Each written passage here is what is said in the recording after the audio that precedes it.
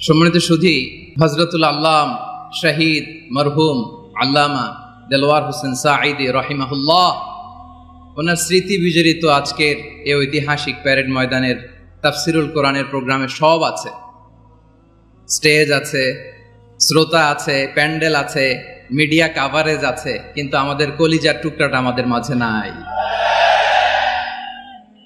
আজকের এই প্রোগ্রামে আলোচক হয়ে এই চেয়ারে আমি না বসে ওই শ্রোতাদের কাতারে বসে যদি আমাদের আল্লামার নুরানি চেহারার দিকে তাকিয়ে ওয়াজ শুনতে পারতাম, আমাদের হৃদয়টা ঠান্ডা হয়ে যেত,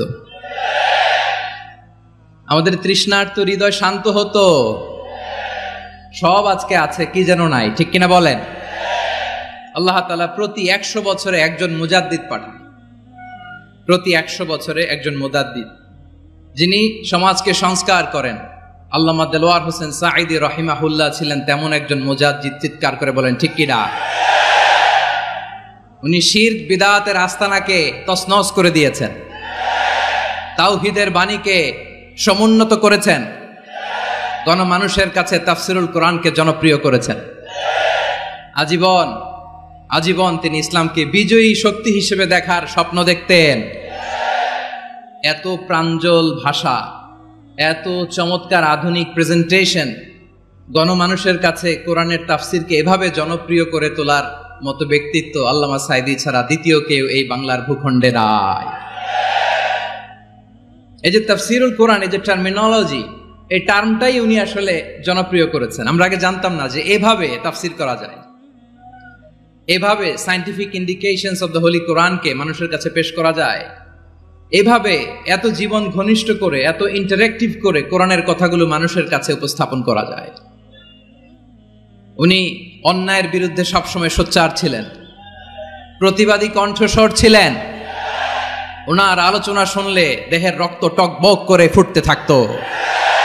আল্লাহু আকবার, আল্লাহু আকবার, আল্লাহু আকবার। He was a strong mouthpiece of Islamic revivalism. Islamic জাগরণের স্ট্রং মাউথপিস ছিলেন আল্লামা সাঈদী রাহিমাহুল্লাহ।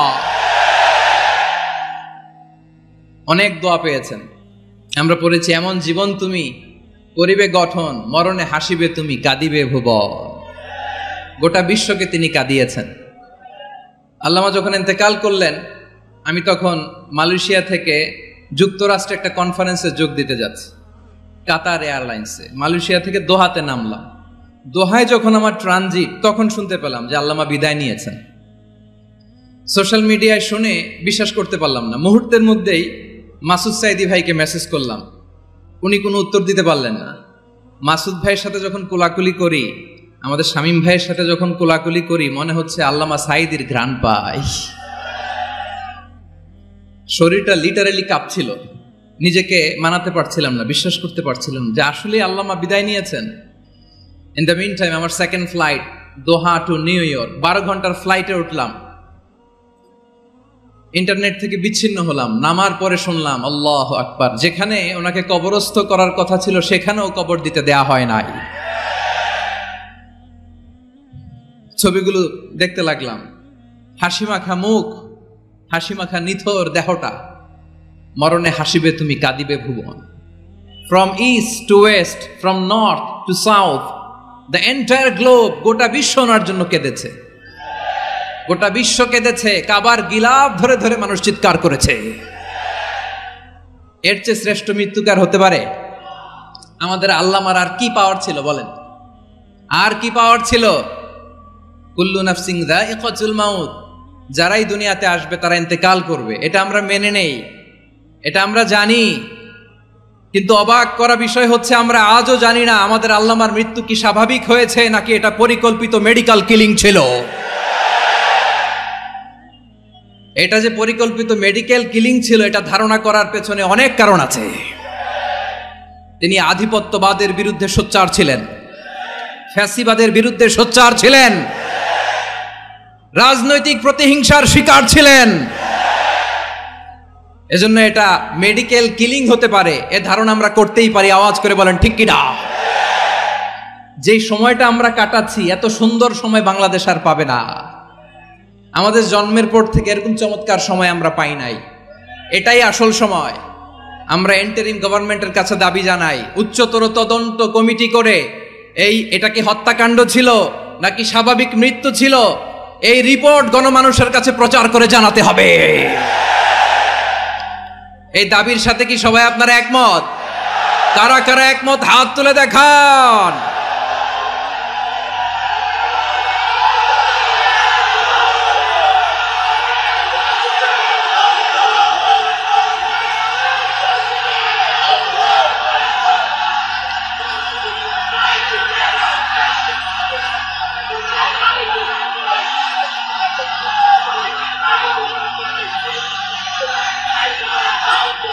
আমার প্রিয় ভাইয়েরা, প্রিয় চট্টলাবাসী, আল্লাহ তাআলা তার এই মুখলেস গোলামকে তার জান্নাতুল ফেরদাউসের মেহমান হিসেবে কবুল করুক, তার জীবনের সকল খেদমাগুলোকে কবুল করুক, জান্নাতুল ফেরদাউসের আলা মাকামে তাকে মেহমান হিসেবে কবুল করুক। আল্লামা শহীদ দেলোয়ার হোসেন সাঈদী রাহিমাহুল্লাহ, উনি ছাড়াও এই ঐতিহাসিক ময়দানে কথা বলেছেন আল্লামা লুৎফুর রহমান রাহিমাহুল্লাহ, চলে গিয়েছেন আমাদেরকে ছেড়ে। তিনি বলতেন, ইনশাআল্লাহ মিজান আবার আসবে। হুজুর আমি তো আসলাম, আপনি তো আমাদেরকে ছেড়ে চলে গেলেন। আল্লাহু আকবার, আল্লাহু আকবার, আল্লাহু আকবার। গলায় কোনো সুর ছিল না, সুর দিয়ে কথা বলতেন না, কিন্তু এত চমৎকার শব্দের বুনন, এত চমৎকার প্রেজেন্টেশন, এত চমৎকার ভাবে ঐতিহাসিক বর্ণনাগুলো তিনি উপস্থাপন করতেন। মন্ত্রমুগ্ধ হয়ে আমরা আল্লামা লুৎফুর রহমানের কথা শুনেছি। আমরা হযরতুল আল্লাম লুৎফুর রহমান রাহিমাহুল্লাহর জন্য এই বিশাল ময়দান থেকে দোয়া করছি, আল্লাহ তাআলা তুমি তোমার এই খাদেমকে জান্নাতের মেহমান হিসেবে কবুল করে নাও। আরো অনেক আল্লামারা এখানে কথা বলেছেন, বিশেষ করে বাইতুল শরফের মরহুম পীর সাহেব হুজুর থেকে শুরু করে আরো যারা যারা তারকাতুল্য ওলামায়ে কেরাম এই চট্টগ্রামের ময়দানে কথা বলেছেন, আলো ছড়িয়েছেন। আমরা এই লক্ষ লক্ষ তাওহীদি জনতাকে নিয়ে তাদের জন্য দোয়া করছি, আল্লাহ তাআলা ওনাদের জীবনের সকল ভুল ত্রুটি ক্ষমা করে দিয়ে তাদেরকে জান্নাতুল ফেরদাউসের মেহমান বানিয়ে নিক। প্রিয় ভাইয়েরা, আমি নগণ্য একজন কোরআনের ছাত্র, এত বিশাল মঞ্চে এত বড় প্ল্যাটফর্মে কথা বলা আমার জন্য সাজে না। তারপরও আমাদের মুরব্বীরা আমাদের ডানে বায়ে বসে আছেন, ওনাদের আদেশ ক্রমে, ওনাদের অনুমতি ক্রমে কিছু কথা আজকের এই ঐতিহাসিক প্রোগ্রামে আপনাদের সামনে উপস্থাপন করার চেষ্টা করব। ওমা তাওফীকি ইল্লা বিল্লাহ। প্রিয় ভাইয়েরা, 5 দিন ব্যাপী এই তাফসীরুল কোরআনের প্রোগ্রামে অনেক ওলামা হযরত কথা বলেছেন। যারা কোরআন সুন্নাহ থেকে আমাদেরকে কোরআনের কথাগুলো শোনালেন, আমরা যেন সেগুলো আমল করতে পারি, আল্লাহ আমাদেরকে তৌফিক দান করুক। শুরুতে আমাদের নিয়তটাকে খালেস করে নেওয়া দরকার। এই যে গ্যাদারিং, এই যে হিউজ শোডাউন, এগুলো যদি আমাদের নিজেদেরকে পরিবর্তন না করে তাহলে এতে কোনো লাভ নাই। জোরে বলেন ঠিক কিনা?